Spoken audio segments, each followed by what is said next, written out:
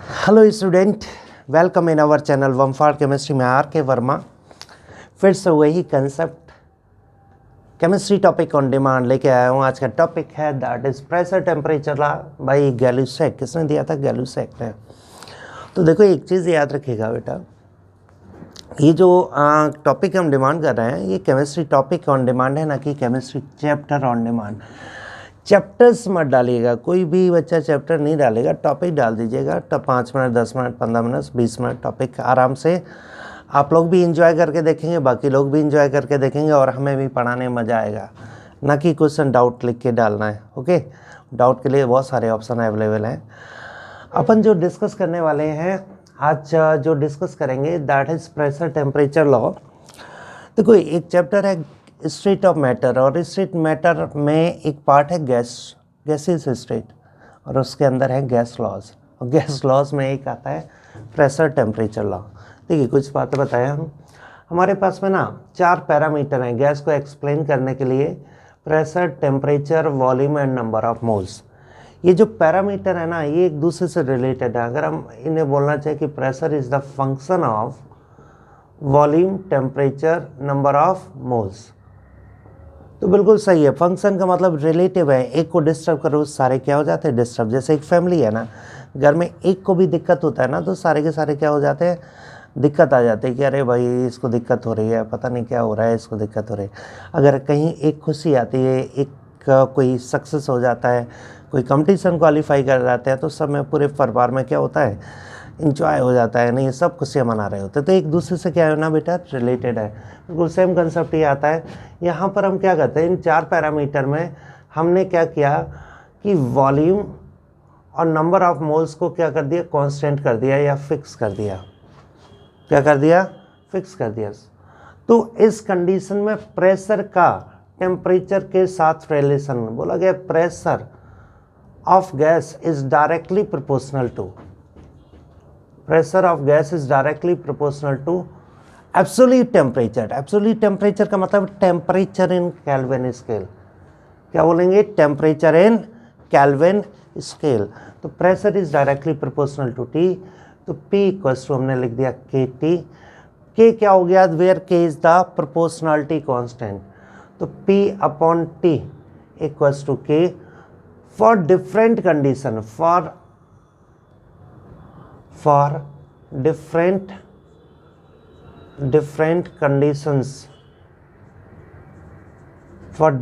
conditions,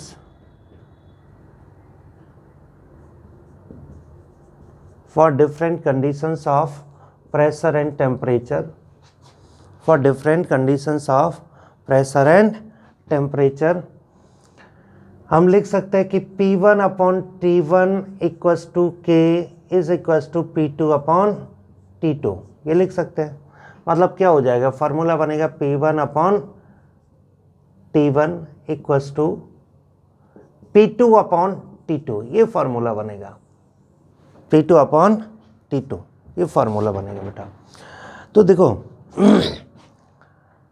ये अगर हम इसमें क्वेश्चन देखें, क्वेश्चन ये क्या रिप्रेजेंट करता है? स्टेटमेंट के बारे में बात करेंगे तो pressure of gas is directly proportional to absolute temperature. Way temperature is, जो टेम्परेचर है वो टेम्परेचर क्या है? It is temperature in kelvin. किस में लेना है? टेम्परेचर को केल्विन में लेना है। अब देखो एक क्वेश्चन देखते हैं, चिंटू टाइप का क्वेश्चन देखते हैं, छोटू टाइप का। भाई क्वेश्चन कैसे बनता है? क्वेश्चन है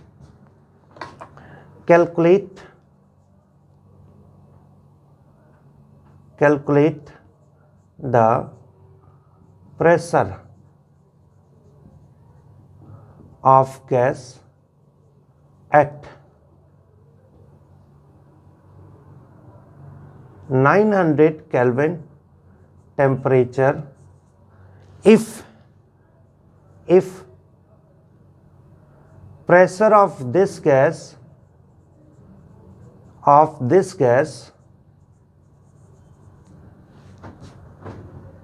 at 400 Kelvin is 2 एटमॉस्फेयर। कितना दिया? 2 एटमॉस्फेयर।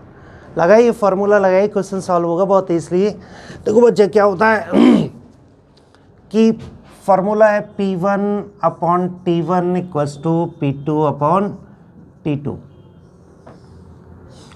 P1 का वैल्यू यहाँ पर हमने वैल्यू भी रख दिया, P1 इज इक्वल्स टू, हमें पूछा गया है कि P1 प्रेशर ऑफ, क्वेश्चन में दिया गया है कि देखिए calculate the pressure of gas at 900 kelvin temperature if pressure of this gas at 400 kelvin.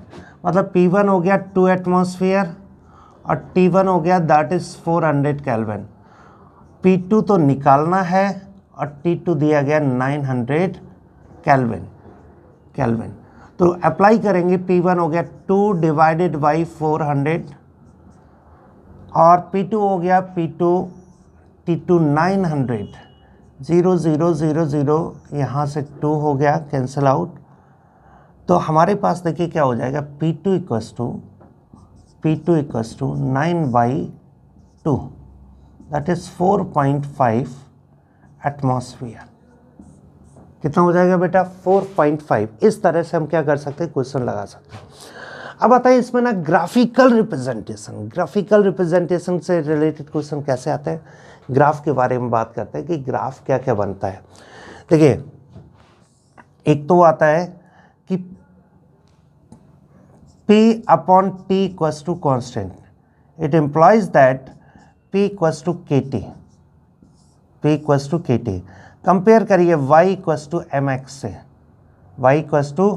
से, x की जगह t और y की जगह p। ग्राफ हमने ड्रॉ कर दिया, ड्रॉ कर दिया p वर्सेस t। इसको थोड़ा सा ऊपर से बनाएंगे, टच करके नहीं बनाएंगे। वैसे जो स्ट्रेट लाइन इक्वेशन होता है ओरिजिन से पास करना चाहिए, क्योंकि कोई भी गैस प्रेजेंट है उसका ना तो प्रेशर ज़ीरो हो सकता है, आप टेम्परेचर बिल्कुल ज़ीरो कर भी दें तो प्रेशर ज़ीरो नहीं हो सकता। गैस है ना तो कुछ मास होगा जिसकी वजह से कुछ तो प्रेशर होगा।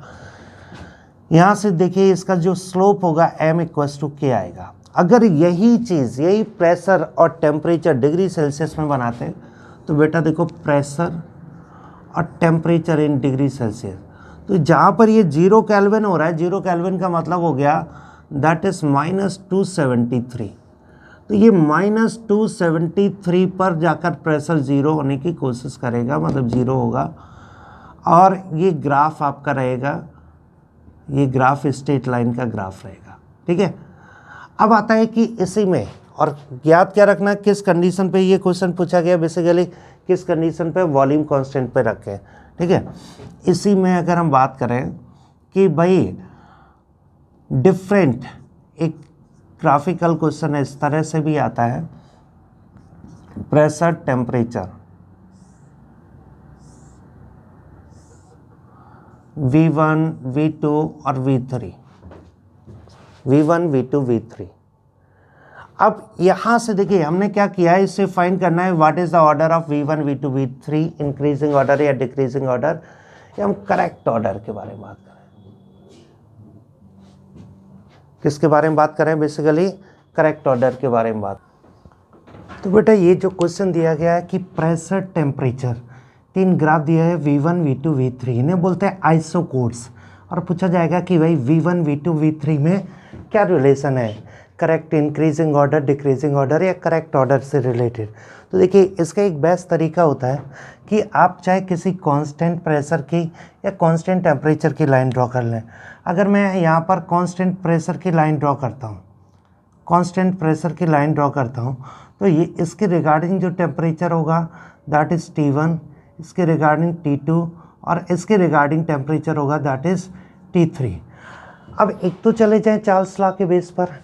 चार्ल्स लॉ के बेस पर यहाँ से देखिए टेम्परेचर T1 मैक्सिमम है, कांस्टेंट प्रेशर पर अगर टेम्परेचर मैक्सिमम रहता है तो वॉल्यूम V1 क्या रहेगा, मैक्सिमम रहेगा।